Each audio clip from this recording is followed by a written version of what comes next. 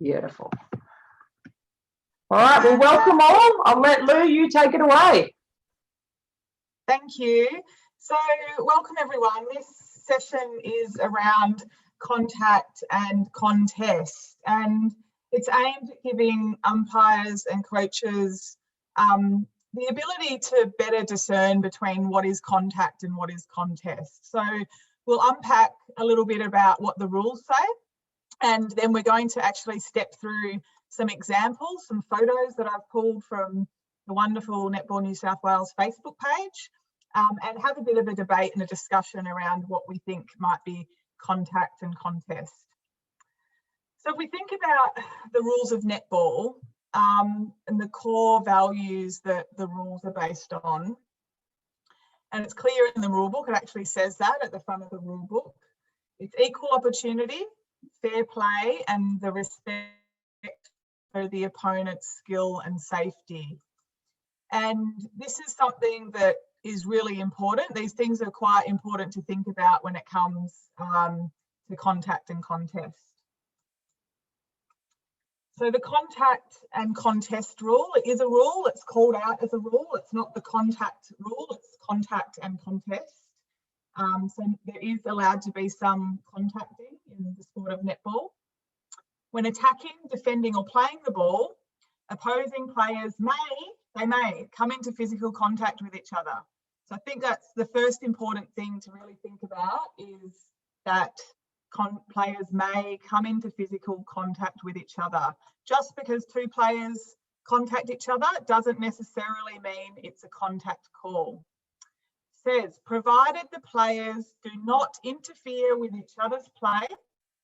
Okay, so that's an important word there, interfere, or use their bodies to gain an unfair advantage over their opponent.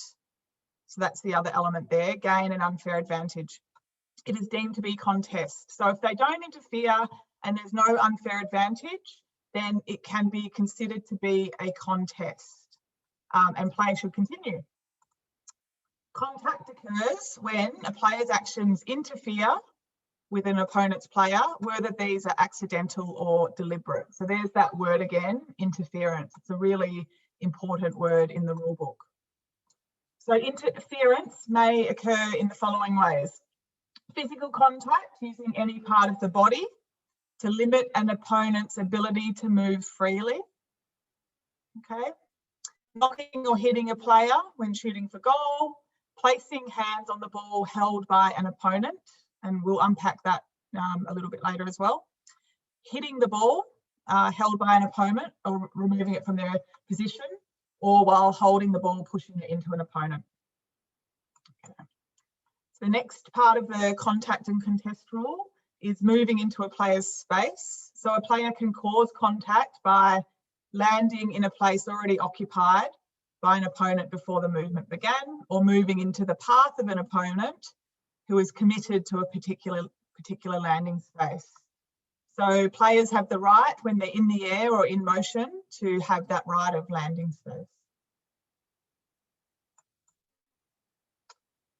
Then we have inevitable and simultaneous contact. So players, whether moving or stationary, may not position so closely to an opponent that this player is unable to move without contacting.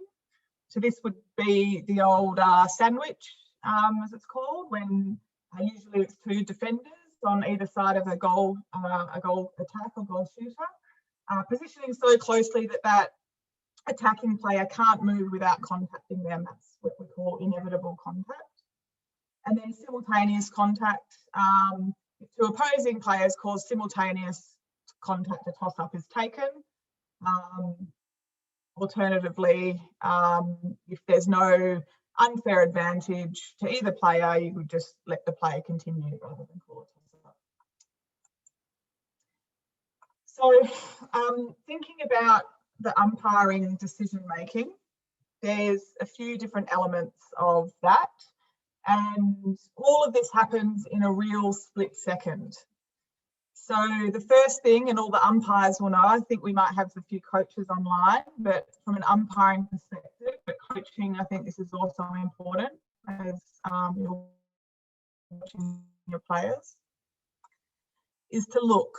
What are you looking at? What are you seeing? Where are your eyes looking? Are you looking at the right part of the court, the right play? As you're looking, we need to assess. So, and what are we assessing as we're looking at a set of players? What, why, and who? So what are they doing? Why are they doing that? And who is doing it? Is it the attacking player, the defending, from which team? The umpire then needs to make a decision. And when we make a decision, there's 3 things that you can do for any call or any play on court. You can decide that there's something there to penalise, which means putting the whistle in your mouth and getting that call out. I know it's something that we've been working a lot this year with some of our new umpires, is making that quick call and that quick decision. You can decide to play advantage, so make an advantage call. So no whistle blown, but call advantage obstruction or advantage contact, and let play continue. Or leaving it. No call is also a call, deciding that there's nothing there to call and not calling a penalty or an advantage. What's important, I think, is when you make this decision, it should all come at the same time. So a penalty or an advantage should be called, a decision should be made and called at the same time. So if you're making an advantage call, it should be made at the time you would have blown your whistle, not waiting to see if the pass comes off or if there, was there really an advantage? And I think we'll do another education session on the advantage rule, but really the advantage call should come at the moment, not waiting to see if they got the pass away and then deciding it's advantage, because that's actually just a late call. And of course, leaving it, making no decision is often a smart decision as well. And then you take your action after that decision. So blowing the whistle, calling advantage, moving on down the court. So thinking, look, assess, decide, act, would be the framework for umpiring decision making. So when it comes to contact, we need to think about, and we're thinking about contact and contest now, what are we actually looking at? Are we just looking at 2 players touching? We know from reading the rules just now, it's a lot more than that. So we need to think about what happened, why did it happen, who caused it, and also what probably would have happened if the action had been different. And that's the important part, because this comes down to thinking back to what we read in the rules about interference and unfair play. Unfair advantage if the player has been penalised. So, was there interference? Did it actually have an impact on that player? So then, after assessing those things, and remember we're thinking about those questions in our head, it's all very split second, but there's some of the things we're thinking about. We need to think, when did that action begin? So did you see the start of it? Did you see the end of it? Did you catch that halfway through? When did you see it? From where did I see it? Were you in the right position? Were you on which side of the player were you on? Did the player have your back to her? Could you see their arms? Could you really see what's going on? Because that leads to, was it a true reading? Do you fully comprehend everything that happened about that part of play? So there's some of the principles that we'll think about. So when we're going to do a bit of a workshop now, and I'd love for people to jump off mute and talk through what they think. And these are some of the questions that I'd like to talk about as a group. So when we're looking at these photos at a split second, I'd like you to think about, what is the first thing that you notice? What draws your attention? What are you being drawn into? And why? What is it about it? And then think, what may happen next and why? What do the rules say? And what your assessment might be on these calls. Okay. So here's the first one. So jumping off mute, and it'd be great to have some videos on as well if people are speaking. But would someone like to say, what's the first thing they notice about this photo?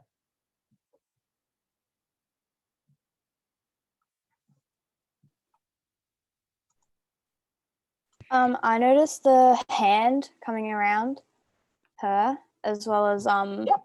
like her arm right on her as well. Yep, the hand coming around the front of the body and the arm potentially in the player's back. Yep. And what do we notice about the goal shooter and how she's standing? Do we think that, well, two things. Firstly, is that hand coming around obstructing? And would people think that that's obstructing? Secondly, does it look like, if we look at the goal shooter, does it, and how she's standing, what do we think about the impact that the player in yellow, I think it's Hills District, is having on that goal shooter? If any.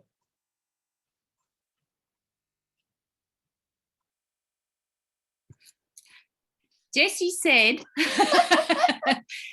so it doesn't look like she's having much impact on the goal shooter because her arm's too down low and it looks like the shooter's going to actually capture the ball.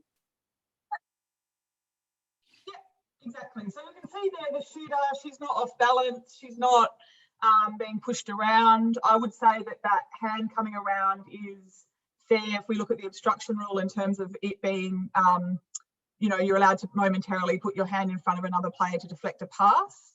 So really what we're looking at here is that arm in the back contact or contest, and is it interfering with her play? Now, I think what is important looking at this one is what may happen next and why, because if that player in yellow has a lot of momentum and she's pushing forward, that could well turn into a contact from here, right? And if she did that, we would then see a change in the goal shooter's body motion. She's going to move forward, right? But looking at this in this current state, who would think? Do people think that they would leave it under what we've just considered to be contact and contest? Anyone? Hayley, What you think, right or wrong? It's all about talking it through. Lou, one question I'd have is it looks like the goal shooter's butt is sort of pushing back into the woman as well, which is something you see quite a lot of. So to me, that would almost indicate contest. Yeah. There's even, she's not, I think what we're looking like, what we see here is she's not being interfered with. And she's, holding her stance there.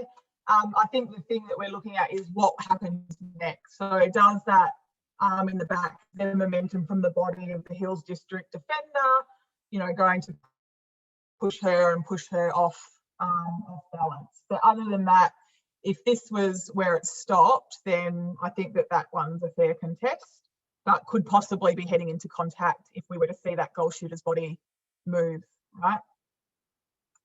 So we move on to the next one. So who would like to have the first go? What's the first thing you notice? What draws your attention about this photo?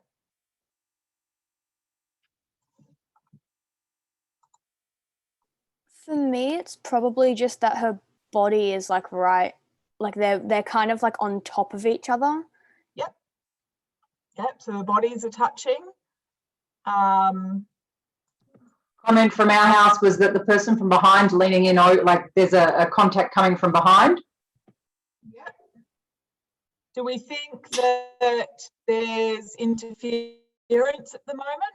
No, it looks like a contest. Like they're both jumping.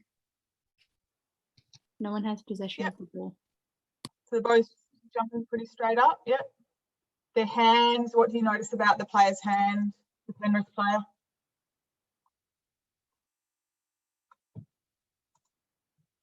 Nothing to see there. There's no contact going on. So it looks like one person's only got one arm up, the other one's got two arms up. This is a common one though, isn't it? Like this is something you see a lot at the courts, is going up for that rebound particularly, and that to the equal measurement almost of everybody going up at the same time. Yep. And I can almost guarantee you that at Randwick on a Saturday, umpire would pull this player up, the Penrith player up, for contact. can almost guarantee it. It is absolutely contest. If you were umpiring it from this angle, to me, there's nothing that I see here that would indicate that there's interference. What we can't see and what, you know, could be happening, I guess, is if you were viewing it from another angle, what is that Penrith player's other arm doing? But from this, we can see that the goal attack, I think it is, you know, she does not, you know, she's going up nice and straight for the rebound. I think it's fair contest with the Penrith player as well. So I think this one's a really important example for umpires to think about and coaches, and it's around, you know, that being fair contest, and really love to see a bit more of that umpired fairly in the competition. It's an important one, just that previous one also for coaches, because it is something that we see a lot of, and I know it's something that I get a lot of comments on when it's happening in the ring, and people will complain that there's a lot of contact in the ring, yet as you're saying, it's not interfering with the play, it is fairly even. So yeah. If an umpire is being told, hey, they keep contacting on her, you know how comments get made during the game, what would be the best response for them to make? For the coach or the player, if the captains come up to say to the umpire, this is happening, or if a coach is coming up to us as a club at the end of the day, just saying, look, this kept happening. Yeah. So, look, I think, you know, as an umpire, you've got to listen and take feedback and, I guess, tell it, explain the rules as you're seeing it. As a coach, my guidance is for our coaches is to coach your players to the umpiring that's happening on the court for that game. So if this image that we're seeing here, and that's something that the defender's getting pulled up for contact, then you need to coach your defender to show the gap between bodies. What you can potentially ask as a player, as a captain, is ask to the umpire to give their interpretation of that contest in the air when two players are going directly up for the ball, and see what they say. It can bring it to their attention, but unlikely to probably change their mind. So the best method is to coach around it by showing that gap. And as you say, it's all about what the other hand's doing as well, because I guess in some of the more senior or the higher level games, sometimes there's the holding the hair or holding the dress and things like that, which does become, then that's a different play. That is interference. And you can't see that, yeah. You can't see that. So we'll move on to the next one. Right, so what about this one? What's the first thing that you notice? What's drawing your attention to this?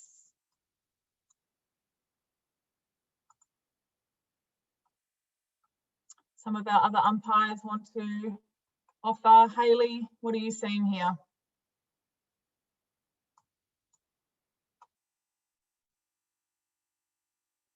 I'm not sure what I would do, honestly, just from the photo, because you could say they're both contacting each other almost. Yep. So what do you notice about either of the players at this point? What do you notice about their body shape? Well, I'd assume that's a wing defense. They look like they're running into the wing attack, but I'm not sure if the wing attack's going forward or they're falling backwards type thing. Yeah. So I think the wing attack is running out probably for a centre pass. You can see her left leg, so the leg on the right, her left leg, and that momentum of coming through. And then the other thing that I notice is the arm of the Liverpool defender, and that coming around the body, and you can see that slight turn of her shoulder around the body in an effort to swing the momentum. But the other thing you notice is looking at the two body movements, one of the players looks like they've got a lot more speed than the other, would be something I noticed. So you're quite right, Hayley, you can't tell just from a split-second photo exactly what's going to happen. I think what is happening what is the first call is potentially an obstruction before a contact. So that arm coming out is really to try to block that wing attack from that direction of travel. And if that was a well-whistled obstruction, then you wouldn't actually get to maybe the contact in this instance, but it's very close to being, I think, you know, a split second later, quite a heavy contact there. Okay. So, and this one, what's the first thing? Where are the eyes drawn in this photo? If you were the umpire, what would you be looking at?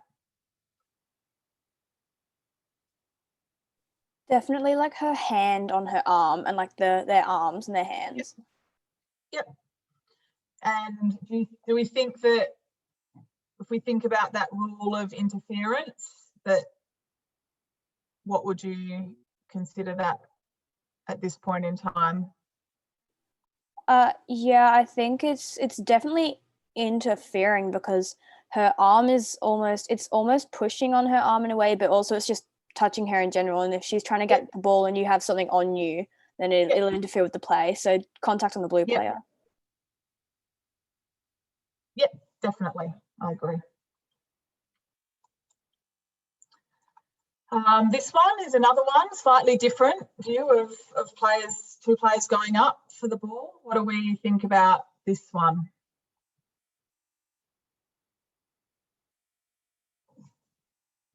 Anyone, someone who hasn't spoken yet that's on the line? Sophie, do you have? Trish, yep. I would say that's a contest for sure. Both players are eyes for the ball and I guess both going towards the ball. So I think that's a contest. Yep. And I really like what you said there about the eyes, because I think that that's an important thing to be considering, is where the player's attention is and if they've got their eyes for the ball. That's a really good point. And yeah, at this point in time, I agree it would be a good contest call. Okay, here's another one.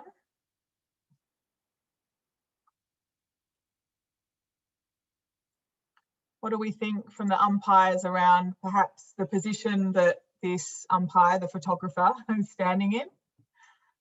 Are we getting the best view? Do we think there's anything else in this picture?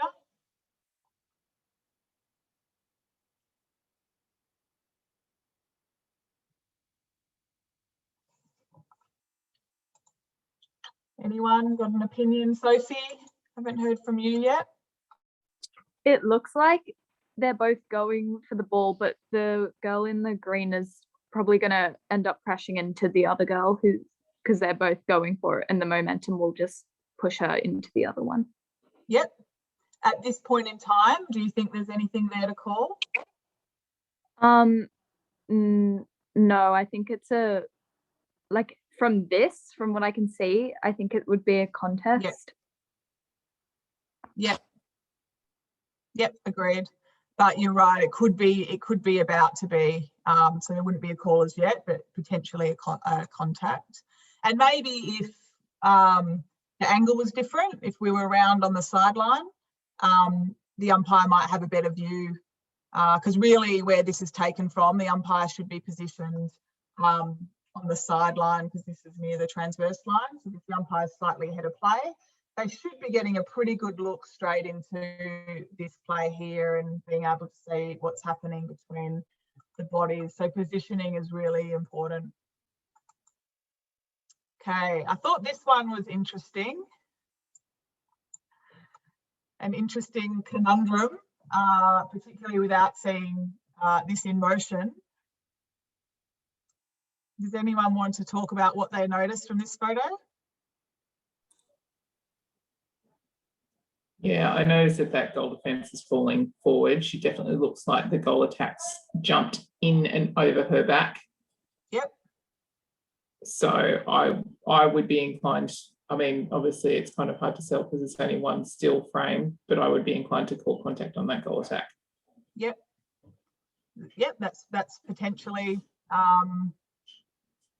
that could be, and I think with this one, it's very difficult to know what happened without seeing the play.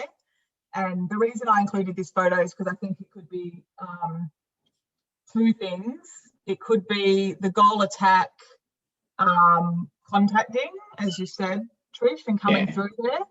Or I mean, it could also be that the goal defence hasn't given a landing space too. So yeah. Yeah.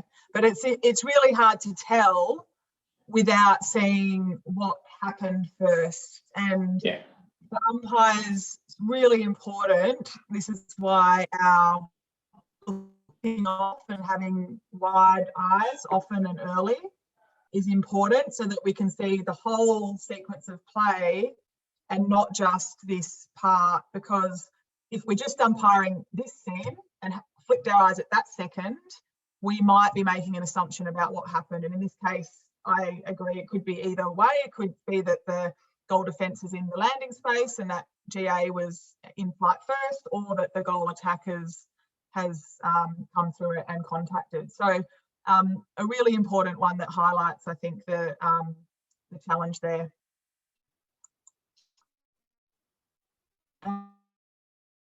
And probably got time to do one more, and then I'll just quickly wind up with the hands on the ball. So this one, what do we notice here?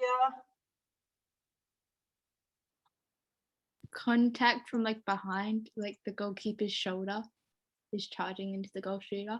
Yep. She seems like she's going to take it in. I think that, you know, is it going to interfere? I think that given it's a goal shooter, it's in the circle, she's probably going to come through. That yes, that will be heading into a contact. Because remember also, when we're umpiring contact, the interference is also the ability to get that pass away and to balance and steady yourself to pass or shoot. So we want to umpire consistently between the areas. So contact that we would call in this middle and through the court should be the same as what we'd call in the circle, also with obstruction. But we need to consider interference being about the player's ability to get that pass away as well, not just to catch the ball, okay? So I thought that this was a good one because she's clearly going to catch it, but I think that that interference there is going to get in the way of her being able to take her shot within 3 seconds. And the other one, I don't have any photos, but did want to talk a little bit about hands on the ball because that is in the contact rule. And I think that that doesn't get umpired very consistently. So a lot of players come up and expect that any hand on the ball should be a contact from a defender. And what I would say, you know, what we talked about, I attended this session like this with Netball New South Wales last week, is think about the timing. So when is the hands going on the ball and for how long? So momentarily touching the ball and then, you know, moving them off as the attacking player finds their way around that defender's hand is probably falling into the category of fair contest rather than contact. Any questions on that particular topic? So that what you're saying, Lou, is if there's the defending players following the ball or tracking the ball around and it just taps on and then the ball gets moved again, you could be leaving that, like taking that as contest rather than stopping play and interfering and creating that. Yeah, particularly if it's a light touch, right? Because think about that contact rule. It says, you know, not to interfere or gain unfair advantage. We go back to the rule. So you've got to apply it to the same. So it's provided the players do not interfere with each other's play. And interference may occur in the following ways: placing hands on the ball held by an opponent or hitting the ball. But placing the hands on the ball, interference may occur. It doesn't necessarily mean it will occur. So if you're placing your hands on the ball, obviously that's interference. But if you're defending and have lightly touched the ball as a defender as they're moving that around, then I would struggle to say that that is interference, particularly if that attacking player can clearly, you know, get their the ball around and it's not a deliberate knock or hit on the ball. If they're putting their hand out and there's a light brush, then to me that's pretty fair contest. Does that make sense? Whereas you can see clearly the difference between, you know, hitting the ball, I think, and placing may occur by placing the hand on the ball held by an opponent. And I think that's where the timing, how long is the hand there, is the thing that as an umpire you should be looking for. Can you share about that last one? Because particularly in the senior games, that pushing the ball into an opponent, you sort of see sometimes, and the question's whether the defender, assume it's a defender, but whether the other player is too close. So it is actually an obstruction that's causing the contact. But can you share a bit about that?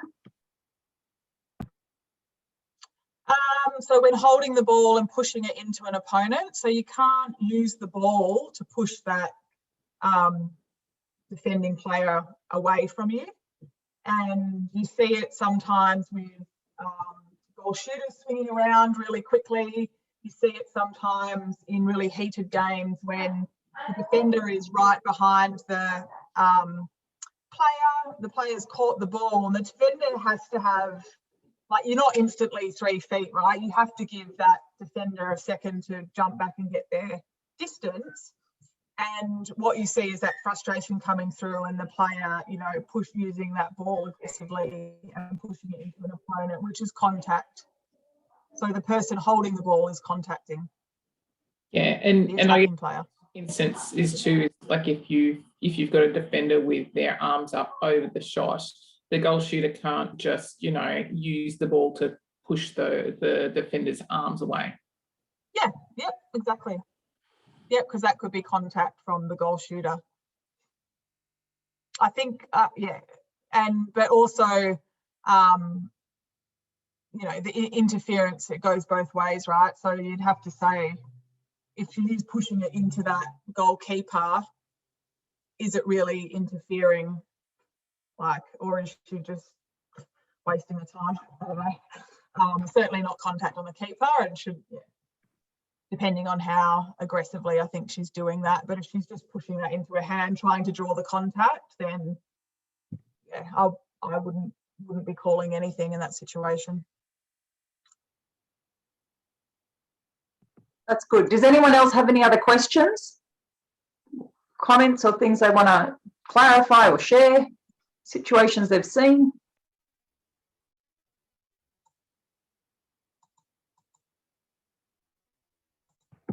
Silence. I think that was really good. That it's a good way of us being able to get a bit of a picture on what's happening out there and what could be really just continued. And I think your examples of what's happening in the circle and what's happening mid-court, particularly with that the use of the ball and the going up for rebounds or for the ball mid-court, it's really relevant because we see it a lot. And I notice in the play down at Randwick versus in other comps, particularly the higher level, it is a contact sport, right? So I think it's a good opportunity for us to reflect on that. Definitely. Thanks for sharing.